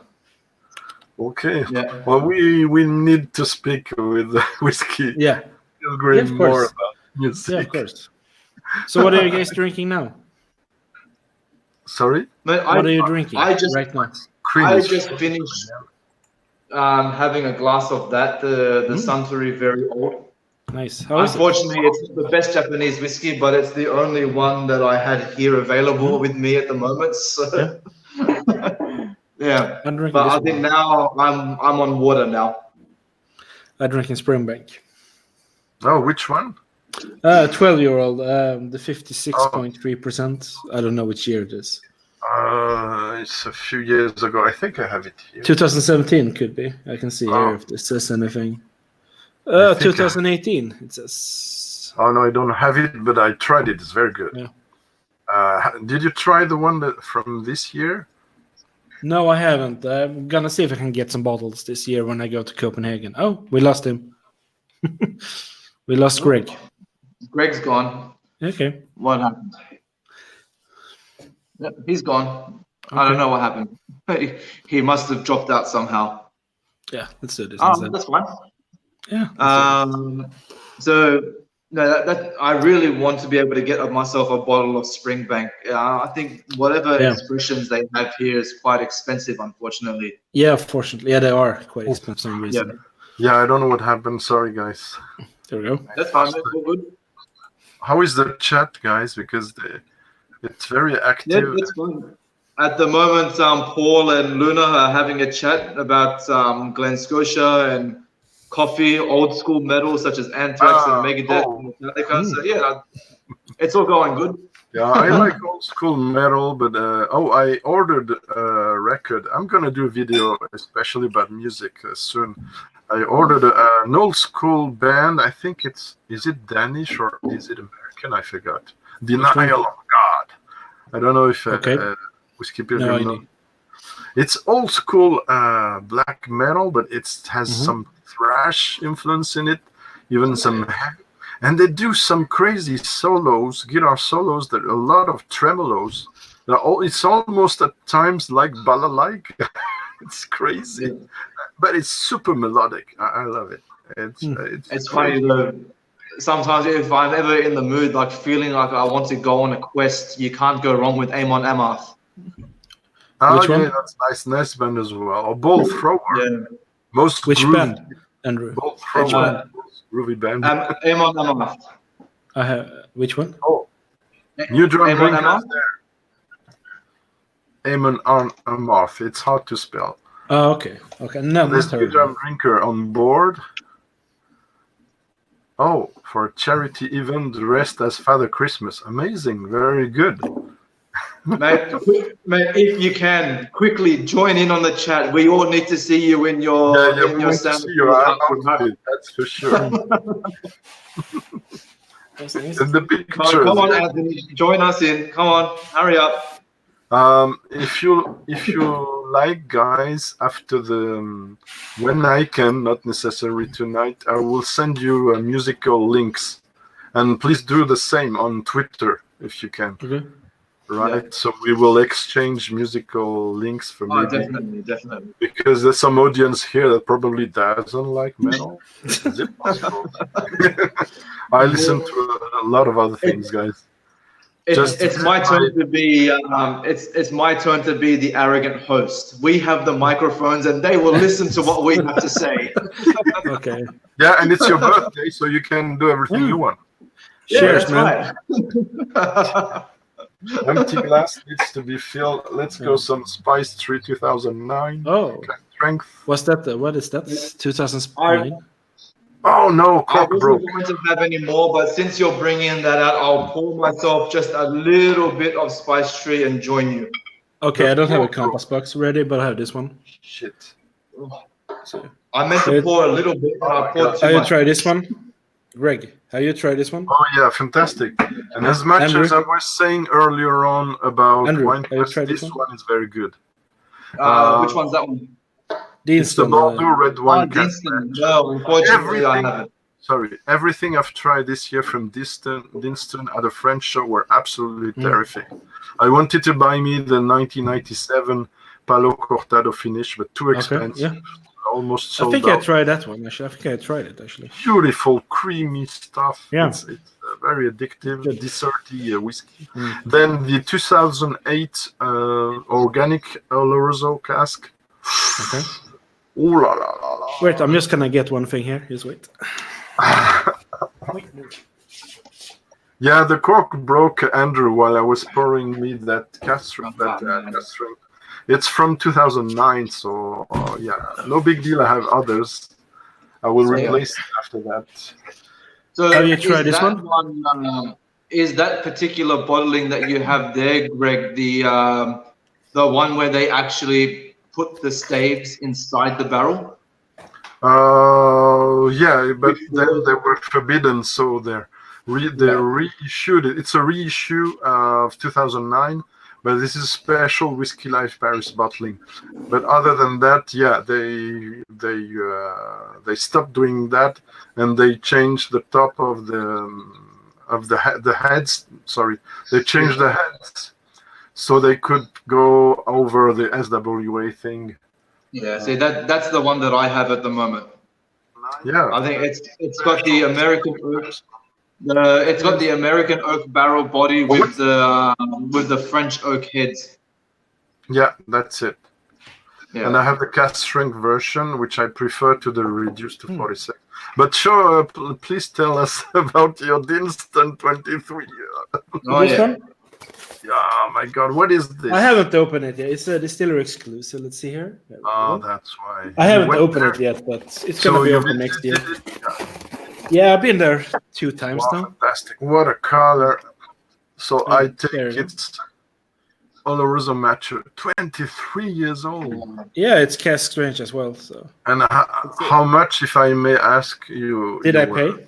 Oh, charged? I think what was it? Between 125 to 150 euros. No, Oh, pounds, so- pounds. Oh, not so much for 23 years old cast No, I strength. think it was like 1,000, a little bit more bottles made of this one as well. Mm. I have quite a few other ones. I have the Spanish Oak, the Sennery, Muscatel, the Sauternes as well. You have a lot. I only have one. Would you recommend the distillery exclusive 12 years old Palo Cortado?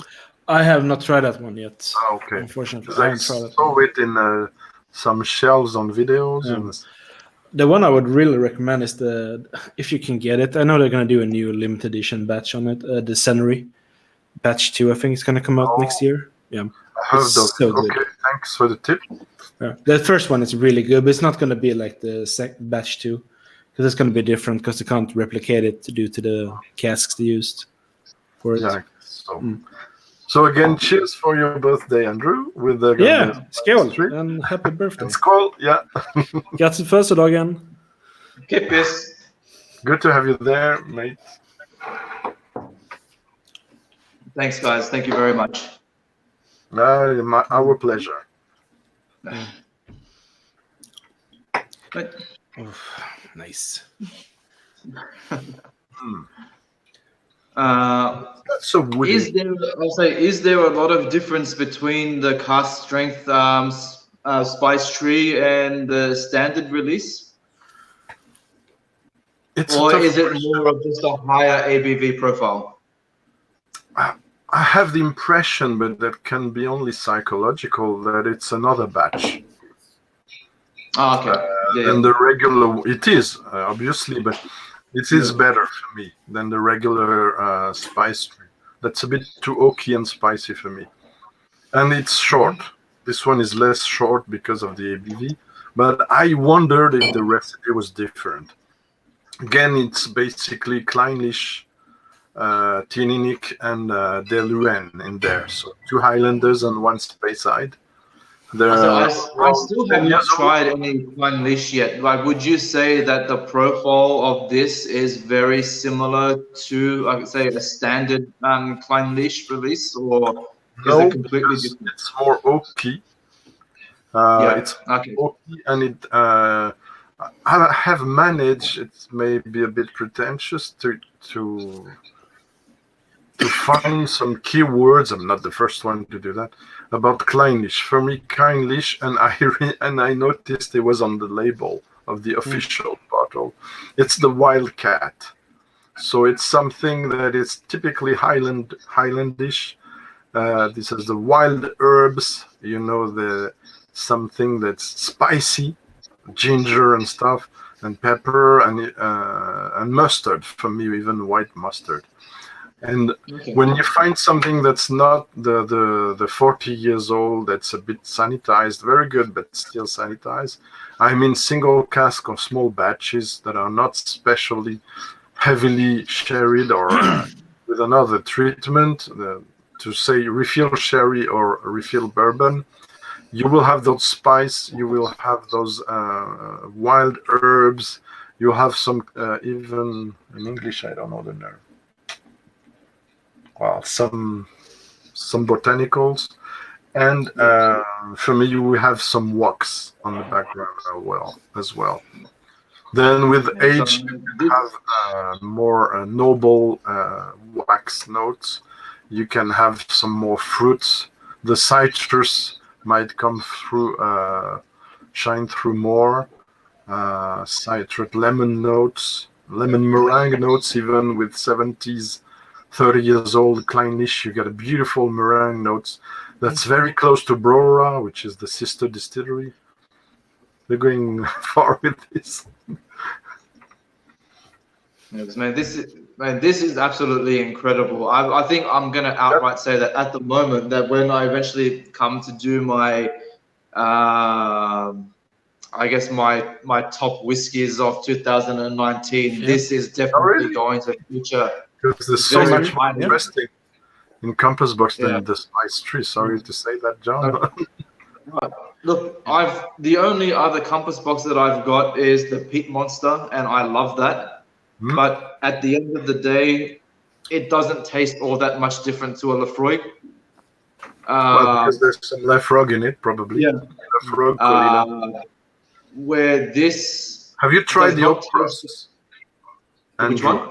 The Oak Cross, which is a sequel. Oh, that one is great. It's good. I love the only ones that I've tried is this, the Spice Tree, and Peat Monster. And this, I think, this just walks all over Peat Monster. It's so much better. It's different. Yeah. Have you tried a Lost Blend? I think it's called Lost Blend. And the Flaming Heart is better for me than Peat Monster. Not the same price as well. I recently sent a sample to Matt, who I really liked it. But there's the core range and the limited editions, and there's good things on the one and on the other. The problem for the limited is the price. And honestly, as much as John Glazer supports my website, I did interview him recently, stuff. I cannot not be critical. My website is no doublespeak, Whiskey for All with no doublespeak. There are some prices that for me are too high, even at Compass Box, and they are. Some of them are definitely very expensive.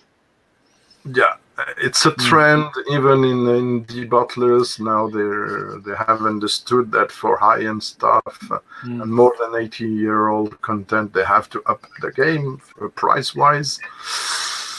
We're not happy with that. What can we do? Not buy it. Maybe. They have a shop in Copenhagen. I'm not gonna say it because you're not supposed to say it. No, but they have like a whole shelf with just Compass Box. It is like a lot of them, in limited editions. No one is buying them in Copenhagen, apparently. Yeah, that's the point. I would have liked to buy the Muse, which is for me the most beautiful packaging they made. Was that a hedonism? The Muse is a sequel to the Hedonism, but it has older grain whiskies in there, and I believe probably a better quality as well. I don't know. It's a guess after reading some connoisseurs' comments. From the head, I like the Hedonism. This batch we tasted with John in a masterclass. I found it better than some years ago. We just struggled to find some length in it, but price has gone. It's 85 euros here, the hedonism. 85. 85. Okay. It's a bit. I think it's like 110 here in Sweden, I think. Oh, I should not complain, you mean? No. I bought it the first time I had it. I think I bought it for like 60 euros in Germany. So, yeah. Cheaper. Yeah, I tasted the Myth and Legends at the Whiskey Life Paris. I'm gonna do some reviews. And yeah, it's 3 whiskeys at 164 euros here each.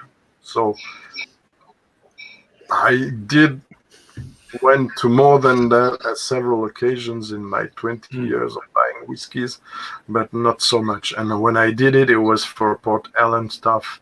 It was for 30 years old Dalmore. It was for Bunhaben, 41 years old, Indie, from Adelphi, fantastic stuff.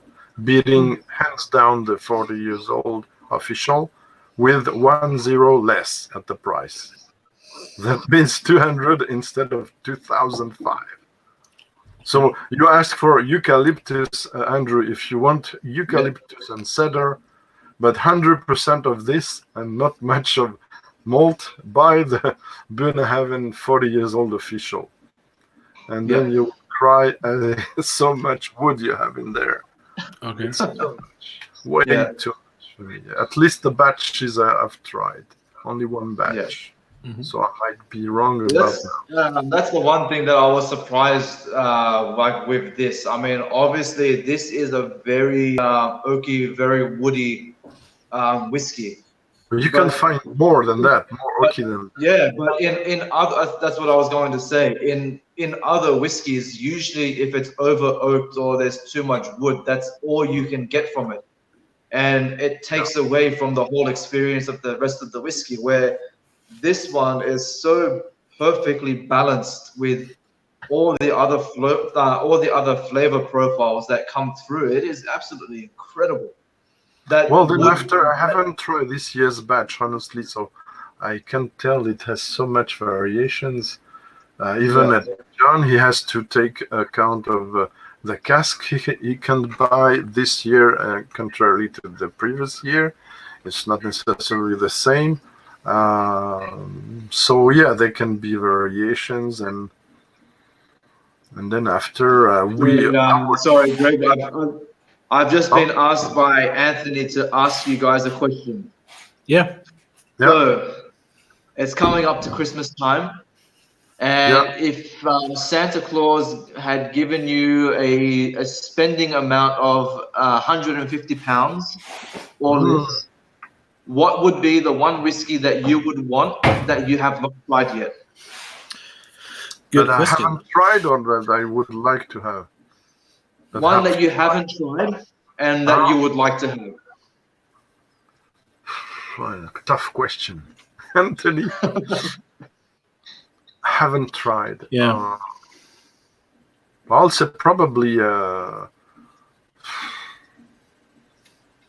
No, it would sound too biased, but a Smogan? No. It can be anything you want.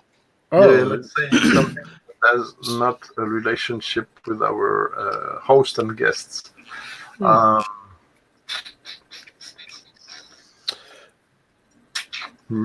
Difficult. I would say Springbank. 15-year-old Rumwood. I don't have it. So. I tried it. I was a bit disappointed, honestly. Okay. It's first try. It's a show tasting, so we have to always have reservations. Yeah. But I didn't get a sample. They never give samples. But I don't know. I tasted it. Okay, let's go to the next one. Where's the rum? Where's the?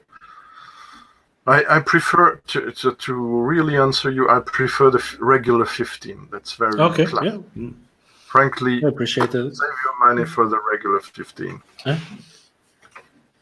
I think, say for me, a little while ago, I was having a chat with Matthias, and we were talking about whiskies that have been released on our birthdays, and he was trying to find one that was released on mine. So Oh. my birthday is November 30th, 18. I was born in 1989. And apparently there is a Glendronach whiskey that was bottled on November 30th, 1989. For Ooh. me, that would be the one that I would love to have. How much? Okay, I've got another answer. Sorry, then the GP Wiser's 23 years old. There you Castrate. go. Very, very, very curious about this one. So, guys, now that we've brought up those whiskies, Anthony has very humbly taken in those requests, and we will be receiving all of those for Christmas this year. Oh, Thank you. Thank you. His words, not mine. So, yep. Yeah. Thank you. Thank you, Anthony. Thank you very much. Thank you, Anthony. I'm not sure about it, but thank you, Anthony. It's a lot of money. Yeah. All right, guys. Let's see. We are about to head towards the 2-hour mark. Okay. Yeah. I think maybe we should leave it there. Yep. Thank you so much for joining me on the chat today. I think you guys have absolutely saved my ass because I was.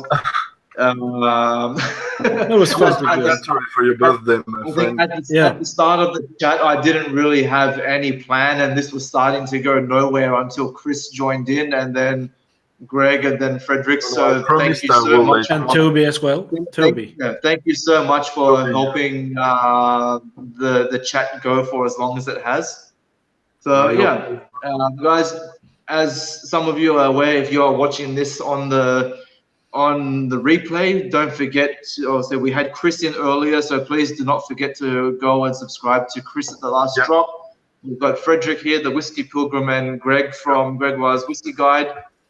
Make sure you go and give them all a subscription and go and watch all their videos. Everybody has some very valuable information to provide to you all. You're trying. So yeah, guys, thank you for joining me. It was a pleasure to have you on. Yeah, thank you. And a pleasure to speak about music as well, not only whiskey. Yeah, we got to talk about a whole different range of topics. We'll do again. That was really good. Brilliant. Again, thank you for everybody joining in on the chat as well. Luna, you are an absolute trooper. You managed to stay throughout the whole thing. A pillar of the chat. Look, Many. I don't know if others have done this at all yet. I'm sure they have in their own way, but I just want to give a big thank you to Luna Aaron. She has been supporting so many of all us like smaller and like upcoming YouTube channels out there. So thank you so much for the support that you've been giving us. We really appreciate it as well. Definitely, Anthony, my brother from the UK. Again, thank you for finding the time to join us, and also Jay from Bourbon and a Baby. Thank you so much. Jay. Hi, Jay. Guys, I'm going to leave it at that. Guys, enjoy the rest of your day with whatever you plan to do. And again, thank you for joining in on the chat. Thank you, Cheers. Andrew. Thank you, Frederick. Bye, everyone. Cheers.